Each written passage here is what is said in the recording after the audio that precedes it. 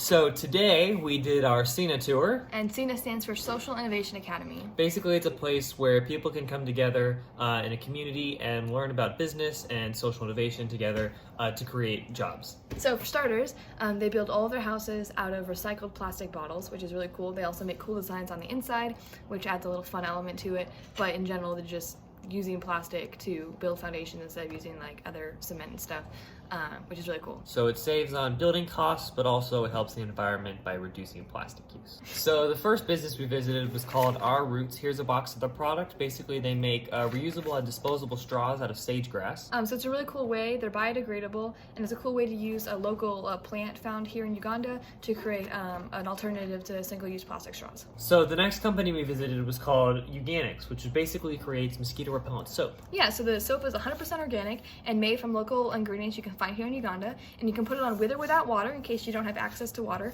and it lasts for about 6 hours to repel mosquitoes. Basically, this is really going to help people in the Africa region and all around the world to stop the spread of malaria by reducing the number of people getting bitten by mosquitoes. And it actually won a competition from Johnson & Johnson's for being the best innovative idea they had, and it also has some universities do some research on it. And the studies actually showed that this soap was better than other like chemical ones with chemicals. Yeah, in ones it. with chemicals that you can find at a store. So it's a really cool product, and hopefully it can save lives in the future. So the next person we visited that had created an innovative business idea was this guy who made tiles out of plastic bottles. Basically, he took the scraps of plastic bottles and bottle caps and he put them into a 70% plastic, 30% cement mix to make tiles for construction. And so he can collect bottles from the street and just get the scraps from like businesses like Coca-Cola and stuff.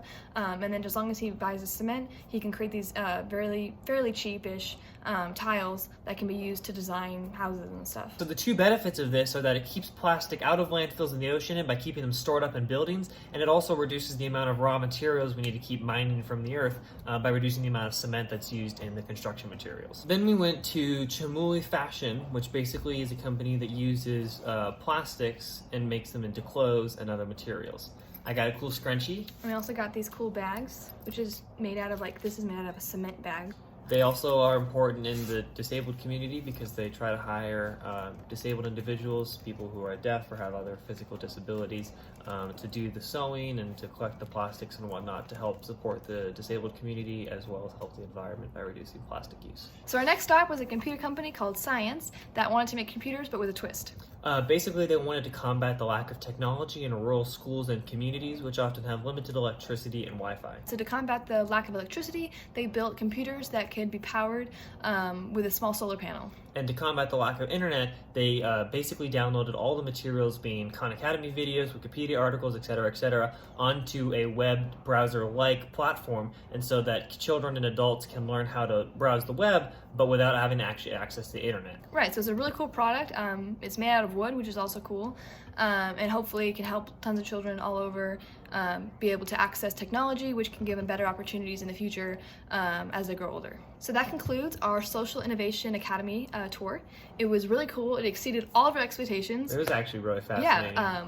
The businesses were like really cool in what they were doing for the environment and for the local community. They also had a refugee startup in SINA. Yeah. They're trying to spread the SINA model into multiple refugee camps. They're going to go into Zimbabwe soon. It's really cool to see what's going to happen with this in the future. It has a lot of potential for helping lots of communities around the world. Grow and thrive. Yeah, it was really cool to be able to see firsthand how their products are made, meet the creators of the businesses, and just see how everything goes down. Yeah. And we enjoyed being a part of it. So if you ever are in Uganda, near Kampala, definitely go check it out to see how this company works. All right, so this morning we went on our SINA tour. And I came in too late. So the first project we visited was... Should we say company? So the first company... Business. So the first business. Combat the lack of technology in rural schools and communities, which often have limited... It's not going well. This is not going well. Okay, this is it. This is the take we're doing. Okay, so the limited technology in local, rural, crap. This is found in Africa and around the world by the soap saving lives. Man, I was Josh, we were there! You could have just stopped and not laughed, and then we would have had it. I'm going with the flow. No, I'm in the flow. I need to get out of it. Yeah, get out of the flow. You're my best friend. Aw, thanks! It's from Elf. I was quoting Elf. I know, idiot.